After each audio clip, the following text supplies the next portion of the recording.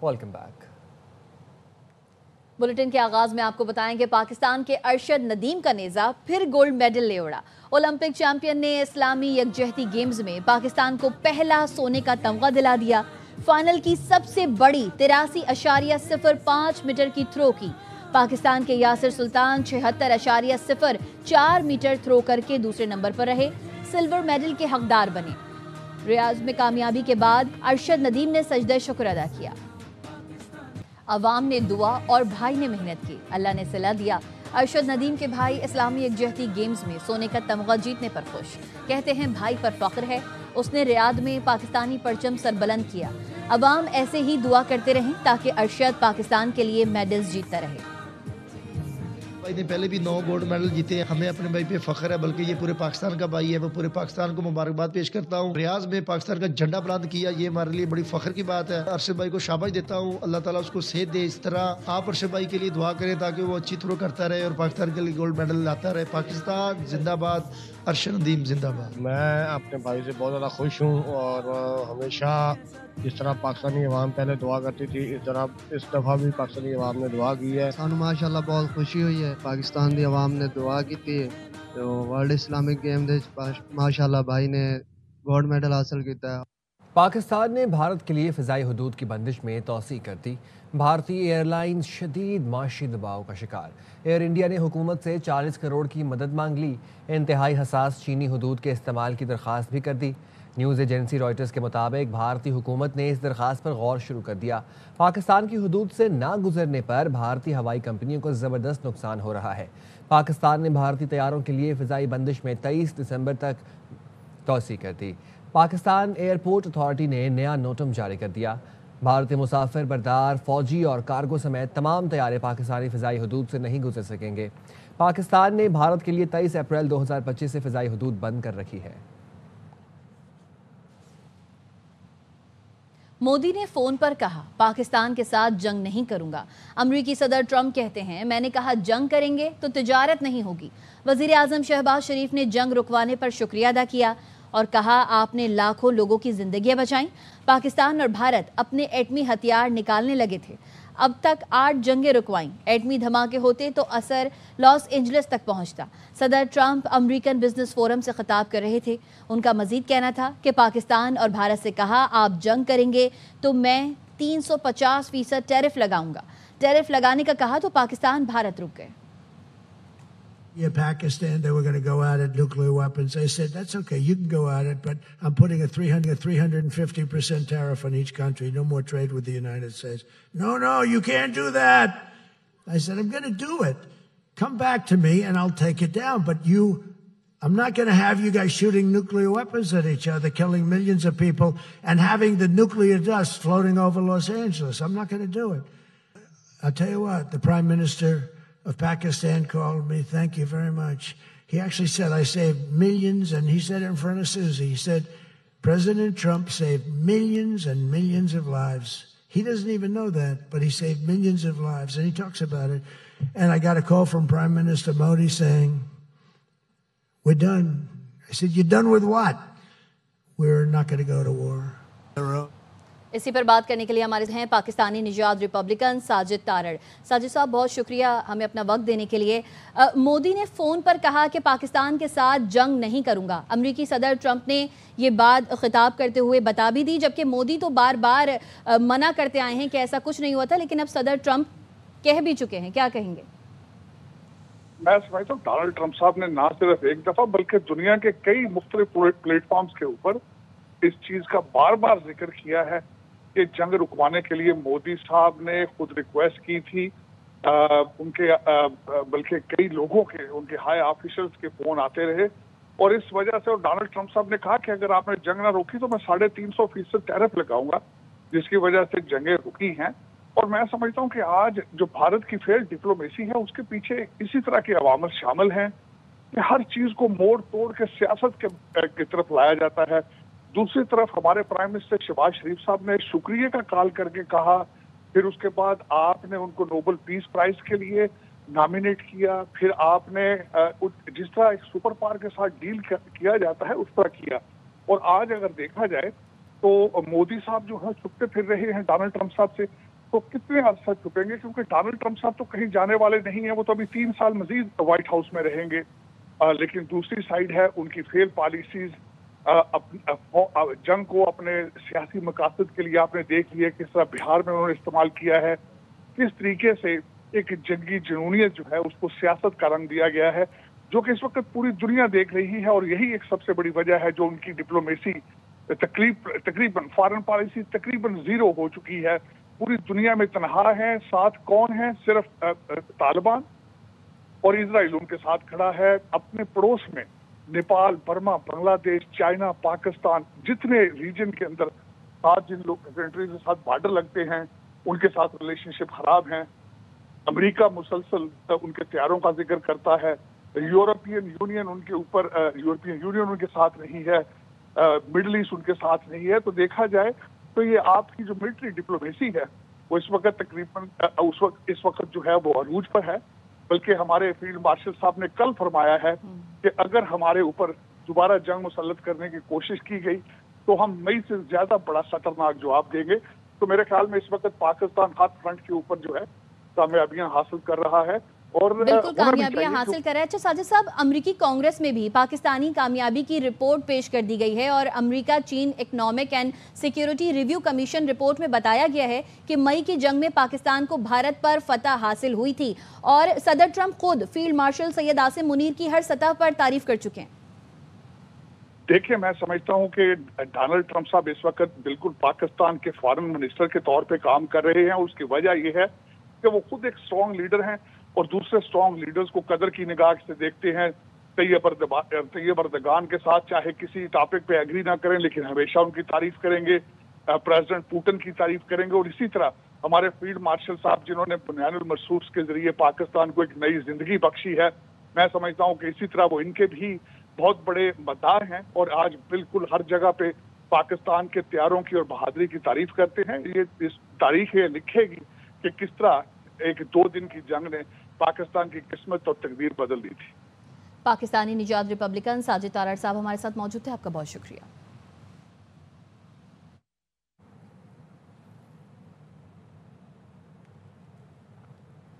अमरीकी सदर ट्रंप ने सऊदी अरब को बड़ा नॉन नेटो इत्तेहादी करार दे दिया। सऊदी अरब अमरीका इन्वेस्टमेंट फोरम से खिताब में सदर ट्रंप ने कहा, वली अहद और मैं मिलकर ऐसा इत्तेहाद बनाने जा रहे हैं जो पहले से कहीं ज़्यादा मजबूत और ताकतवर है।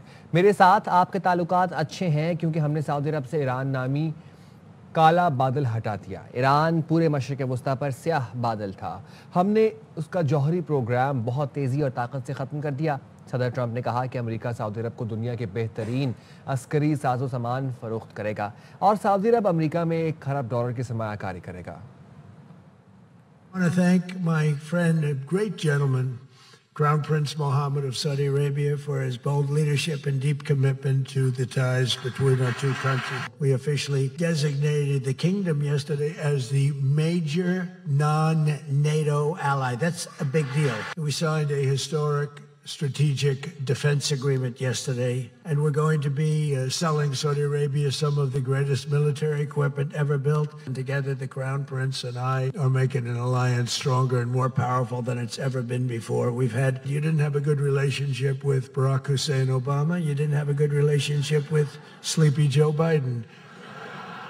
But you had a great relationship with me because we took the dark cloud away from your country. It was called Iran and its nuclear capability, and we obliterated that very quickly. That was a real cloud over the whole Middle East, and now they want to make a deal. This week, our countries also signed groundbreaking agreements on civil nuclear energy, critical minerals, and artificial intelligence. And yesterday, the Crown Prince announced that the number that they'll be investing in the United States is $1 trillion.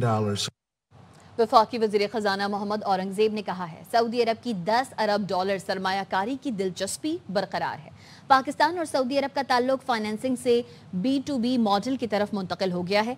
Arab news को interview देते हुए कहा कि Saudi अरब तैयार है, ball अब पाकिस्तान के court में है।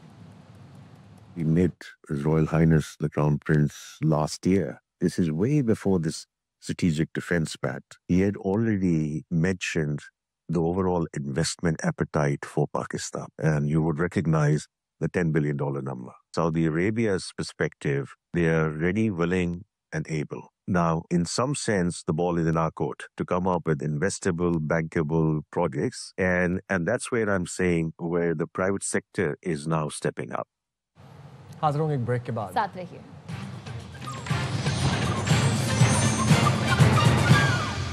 वज़ीर आला खैबर पख्तूनख्वा के रिमार्क्स पर इलेक्शन कमीशन ने नोटिस ले लिया। ज़राए के मुताबिक इलेक्शन कमीशन ने आज हंगामी इजलास तलब कर लिया। इजलास में वज़ीर आला खैबर पख्तूनख्वा के रिमार्क्स पर मुनासिब कानूनी कार्रवाई करने पर गौर किया जाएगा। वज़ीर आला सोहेल आफरीदी ने हवेलिया में अवामी इज्तिमा से खिताब में धमकी आमेज मानदाना अल्फाज का इस्तेमाल किया था। वज़ीर आला ने ज़मनी इंतखाब में सरकारी मुलाजमीन की ड्यूटी से मुतालिक बात की और धमकी आमेज अल्फाज इस्तेमाल किए थे।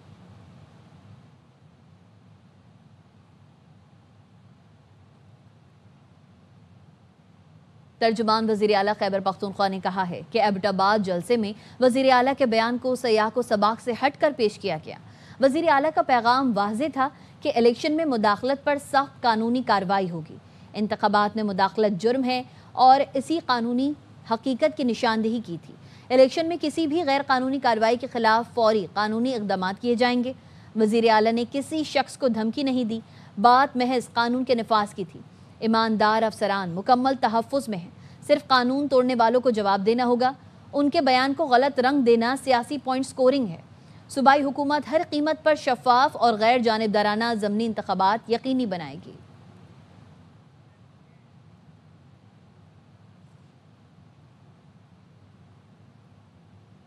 NA-18 हरिपुर पर 23 नवंबर को ज़मनी इलेक्शन के लिए सिक्योरिटी प्लान जारी कर दिया गया। DPO हरिपुर फरहान खान के मुताबिक 602 पोलिंग स्टेशंस में से 40 इंतहाई हसास करार दिए गए हैं। इलेक्शन के रोज़ ज़िला भर में 22 चेकिंग पॉइंट्स बनाए जाएंगे। हंगामी सूरत हाल पर काबू पाने के लिए क्विक रिस्पॉन्स फोर्स भी तैयार रहेगी।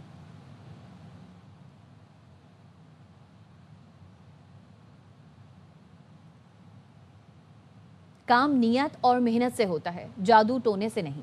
कोई माने या ना माने, काम सिर्फ नून लीग को करना आता है। कुछ वक्त पहले कहा जाता था पाकिस्तान डिफॉल्ट करने वाला है, लेकिन अब देखें पाकिस्तान टेक ऑफ कर चुका है। वज़ीर आला पंजाब मरियम नवाज का तकरीब से खिताब। नून लीग आती है तो पाकिस्तान तरक्की करता है, नवाज शरीफ को हटाया जाता है तो मुल्क पीछे चला जाता है। 1.5 साल में रिकॉर्ड तरक्याती काम हुए हैं, जिसकी मिसाल माजी में नहीं मिलती। कोशिश है कि आइंदा बजट से पहले 28वीं तरमीम को मंजूर किया जाए। वफाकी वजीर एहसन इकबाल की प्रोग्राम 11th आवर में गुफ्तगू। कहा इत्तेफाक राय पैदा करके ही 28वीं तरमीम पेश की जाएगी। आज़ाद कश्मीर गिलगित बल्तिस्तान को भी NFC के तहत फंड्स मिलना चाहिए। बेनज़ीर इनकम सपोर्ट प्रोग्राम जारी रहना चाहिए। आइन के तहत इस प्रोग्राम के फंड्स सूबाई हुकूमत को देने चाहिए। 18वीं तरमीम के बाद पार्लियामेंट को म्यूनसिपालिटी का दफ्तर बना दिया गया था। गवर्नेंस बेहतर बनाने के लिए जब ज़रूरत पड़ी मज़ीद तरमीम की जाएगी। मुमलिकत वज़ीर तलाल चौधरी कहते हैं इस्तीफ़ों ने अदलिया को सियासत से पाक किया। मज़ीद ऐसे सियासी इस्तीफ़े आएँ तो बेहतर है। अदलिया सास या बीवी की ख्वाहिश नहीं, आइन के तहत काम करेगी। नून लीगी सेनेटर दोस्तैन खान डोमकी ने दावा किया है कि बलूचिस्तान का वज़ीर आला तब्दील होने जा रहा है। दोस्तैन डोमकी कहते हैं पीपल्स पार्टी ने सरफराज बुगटी की जगह नया वज़ीर आला लाने का फैसला कर लिया है। बेड गवर्नेंस वज़ीर आला की तब्दील की अहम वजह बन रही है। पीपल्स पार्टी बलूचिस्तान ने दोस्तैन डोमकी के दावे की तरदीद कर दी है। पीपल्स पार्टी बलूचिस्तान के पार्लिमानी लीडर मीर सादिक इमरानी कहते हैं वज़ीर आला मीर सरफराज बुगटी को तमाम इत्तेहादी जमातों का मुकम्मल एतमाद और हिमायत हासिल है।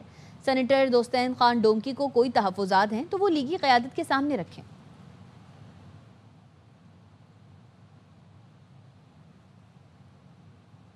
खैबर पख्तूनख्वा में भारतीय प्रॉक्सी फितनल खवारिज के 4 दहशतगर्द जहन्नुम वासिल।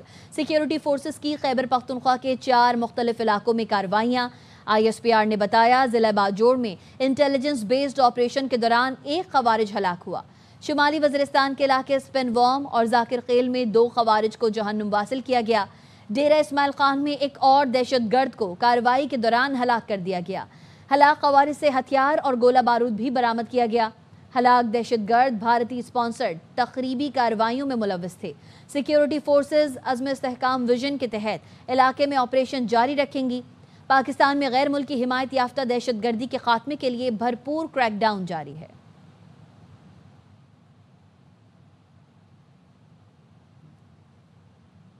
चिन्योट में कांडीवाल पर ड्राइवर से बेकाबू होकर नहर में जा गिरी।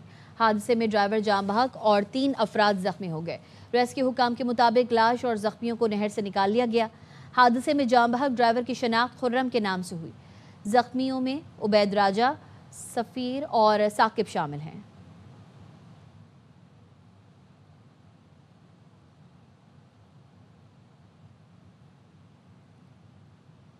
कराची में किमाड़ी पुलिस ने कार्रवाई करते हुए 2 अफराद के कत्ल में मुलव्वस मुलजिम को गिरफ्तार कर लिया। पुलिस हुकाम के मुताबिक मुलजिम ने चचाजाद बहन और नूरुल्लाह नामी शख्स को कत्ल किया था। मुलजिम इस्माइल मुनशियात का नेटवर्क चलाता था। पुलिस ने मुलजिम से मुनशियात और असलहा बरामद कर लिया। मुलजिम इस्माइल पर मुनशियात और गैर कानूनी असलहे के मुतादिद मुकदमात दर्ज हैं।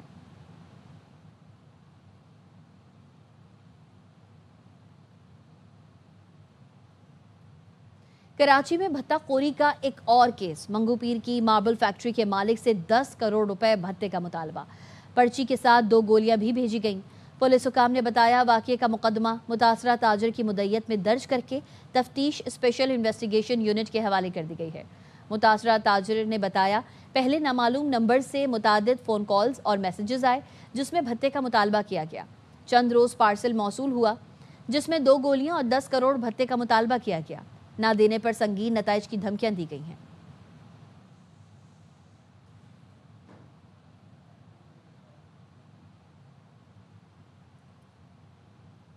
पंजाब में स्मॉग से बचाव के इक़दामात। वज़ीर आला मरियम नवाज की हिदायत पर अहम शाहराहों और अवामी मकामात के अतराफ पानी का छिड़काव किया गया। शादरा, रावी पुल, आज़ादी चौक, सर्कुलर रोड, रेलवे स्टेशन, जिना गार्डन, चिड़ियाघर और रेस कोर्स पार्क के अतराफ पानी का छिड़काव किया गया। शहर के दाखिली और खारजी रास्तों पर वक्फे वक्फे से पानी का छिड़काव किया जा रहा है।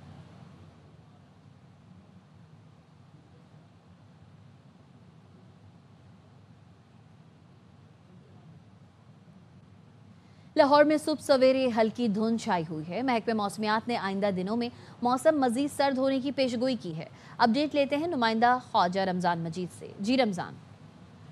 जी बिल्कुल, लाहौर में पंजाब भर में सर्दी की शिद्दत में इजाफा। शहर लाहौर में सुबह सवेरे जो है वो सर्दी की शिद्दत के साथ साथ धुंध का सिलसिला भी शुरू हो चुका है और इसके साथ ही स्मोक का सिलसिला भी बरकरार है। इसके साथ एयर क्वालिटी इंडेक्स की बात की जाए तो एयर क्वालिटी इंडेक्स जो है वो 200 से 300 के करीब रिकॉर्ड किया गया है शहर के मुख्तलिफ इलाकों में। जबकि आज से जो है वो सुबह सवेरे धुंध भी दिखाई दे रही है और धुंध का सिलसिला भी शुरू हो जाएगा। शहर का ज़्यादा से ज़्यादा जो दर्जा हरारत रिकॉर्ड किया गया है वो 26 डिग्री सेंटीग्रेड और कम से कम दर्जा हरारत 14 डिग्री सेंटीग्रेड तक रिकॉर्ड किया गया है। ताहम महकमा मौसमियात का ये कहना है कि आइंदा चंद रोज़ तक मौसम इसी तरह से सर्द और खुश्क रहने का इम्कान है, जबकि धुंध का सिलसिला भी बाकायदा तौर पर शुरू हो जाएगा। जी, कराची में आज भी मौसम खुश्क और रात में सर्द रहेगा।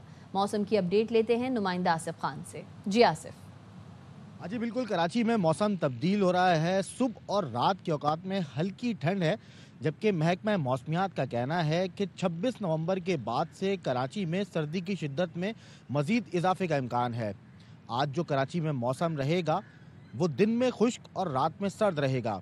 महकमा मौसमियात के मुताबिक कराची में सुबह के औकात में जो मैदानी इलाके हैं वहाँ पर हल्की धुंध भी रिकॉर्ड की जा रही है और उन मुकामात पर जो हद निगाह है वो 3 किलोमीटर है। आज दिन में जो दर्जा हरारत रहेगा वो 29 से 31 डिग्री सेंटीग्रेड तक रहने का इम्कान है। दिन में जो हवा चलेगी वो 15 से 20 किलोमीटर फी घंटे की रफ्तार से चलेगी। फिलहाल कराची में बारिश का कोई इम्कान नहीं है, अलबत्ता आने वाले दिनों में दर्जा हरारत में कमी और सर्दी की शिद्दत में इजाफे का इम्कान है। मुल्क भर में आज बच्चों का आलमी दिन मनाया जा रहा है। रमासाल इस दिन का उन्वान मेरा दिन मेरे हुकूक रखा गया है। मुल्क में 2 करोड़ 62 लाख बच्चे तालीम से दूर हैं। कराची में तकरीब में सिविल सोसाइटी ने बच्चों के तहफ़्फ़ुज़ और फलाह बहबूद के लिए अमली इक़दामात पर जोर दिया। अनवर खान रिपोर्ट करेंगे।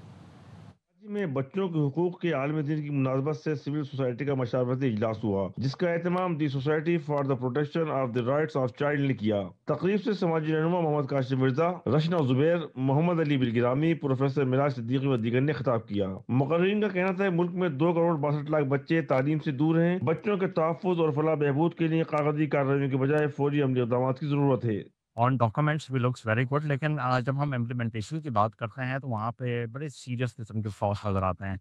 बजट एलोकेशन होना एक चैलेंज होता है, फिर बजट एलोकेट हो जाए तो बजट का एग्जैक्ट इस्तेमाल होना सूबाई लेवल पे वो एक बहुत बड़ा चैलेंज है। यही गुज़ारिश करना चाहूँगा हुकूमत से और मुतल्लिका इदारों से कि बेस्ट इंटरेस्ट ऑफ चाइल्ड का जो बजट है, उसको in best interest of children ही इस्तेमाल किया जाए। चिल्ड्रन हैं वो प्रॉपर फंक्शनिंग नहीं कर सकते अपनी सोसाइटी के अंदर और वो अपनी फुल पोटेंशियल को रीच नहीं कर सकते, जिसकी पाकिस्तान को बहुत ज़रूरत है अगर उन्हें सिस्टम्स ऑफ ऑपरेशन को टैकल करना है। तकरीब में शरीक तलबा ने बच्चों के हुकूक पर तकारीर में पहले से मौजूद कवानीन पर अमल दरामद कराने का मुतालबा किया। कैमरामैन ज़हीर अब्बास के साथ अनवर खान, ARY न्यूज़, कराची। पाकिस्तान तमाम टीम्स की बेहतरीन मेज़बानी करता रहेगा। क्रिकेट का मुसलसल इनेकाद मुल्क के मस्बत तशख़्ख़ुस और अमन व इस्तेहकाम का सबूत है। वज़ीर आज़म शहबाज शरीफ का पाकिस्तान, श्रीलंका और जिम्बाब्वे की टीम्स के एजाज़ में ज़ोहराने से खिताब। कहा ट्राई सीरीज़ में शायकीन को अच्छी क्रिकेट देखने को मिलेगी। चेयरमैन PCB की सरबराही में तमाम मैचेस के लिए बेहतरीन इंतजाम कर रहे हैं। उम्मीद है तीनों ममालिक में क्रिकेट से दोस्ती और बाहमी ताउन मजबूत होगा। मेरे दोस्त किस्सा ये क्या हो गया, सुना है कि तू बेवफा हो गया। साबिक कप्तान यूनुस खान का गायकी का हुनर भी दुनिया के सामने आ गया। उमर गुल ने लेजेंड बल्लेबाज के गुनगुनाने की वीडियो शेयर की। गाने के बोल में गलती हुई तो हाजरीन और खुद यूनुस भी हंस पड़े। इस्लामाबाद में स्पेस साइंस और टेक्नोलॉजी पर 3 रोज़ा आलमी कॉन्फ्रेंस जारी, जिसमें माहिरीन ने चांद देखने के जदीद तरीकों से आगाह किया। तफसीलात ज़ैनब अली की रिपोर्ट में देखिए। इस्लामाबाद में स्पेस साइंस और टेक्नोलॉजी पर जारी 3 रोज़ा आलमी कॉन्फ्रेंस के दूसरे रोज चांद की रोयत के मौजू ने शुरा की तवज्जो समेटी। मुत्तहिदा इमारात के इंटरनेशनल एस्ट्रोनॉमिकल सेंटर के माहिर शौकत ओदे ने साइंसी बुनियादों पर चांद देखने के जदीद तरीकों से आगाह किया। I'm surprised that some people they do not believe in what is being done in Pakistan and they have their own beginnings. No, actually they should be proud of what's being done, and all the Muslims in Pakistan should be unified on what the government is announcing, because we know that the system in Pakistan is reliable and it's correct and following the correct science in moon sighting. मिस्री माहिर फल्कियात professor Usama शलबिये ने बताया कि मुस्लिम दुनिया में चांद की रोयत के निज़ाम को साइंसी असूलों से मजबूत बनाना वक्त की ज़रूरत है। We have to work in another methodology using the advantage of science. At the early time when there is al-Bayruni and the others Muslims, they didn't depend on telescopes. Sparco के नुमाइंदे ने बताया कि सैटेलाइट डाटा और remote sensing के इस्तेमाल से रुयत हलाल का अमल मजीद साइंसी कर दिया गया है। डिसीजन उन्होंने करना होता है शरीयत के मुताबिक, लेकिन हम उनको साइंटिफिक कैलकुलेट करके उनको हम बता देते कि चांद है या नहीं। कॉन्फ्रेंस के तीसरे रोज भी स्पेस साइंस के मौज़ूआत पर मुल्की और गैर मुल्की माहिरीन अपने आरा पेश करेंगे। कैमरामैन फयाज अहमद के साथ Zainab Ali, ARY news, Islamabad. Pakistan stock exchange में कारोबारी हफ्ते के तीसरे रोज तेजी देखी गई। गुज़िश्ता रोज कारोबार के अख्ताम पर बाजार हिस्स के 100 इंडेक्स में 1291 पॉइंट्स का इजाफा रिकॉर्ड किया गया, जिसके बाद इंडेक्स 1,62,226 पर बंद हुआ। खबरों से फिलवक्त इतना ही। देखते रहिए ARY न्यूज़।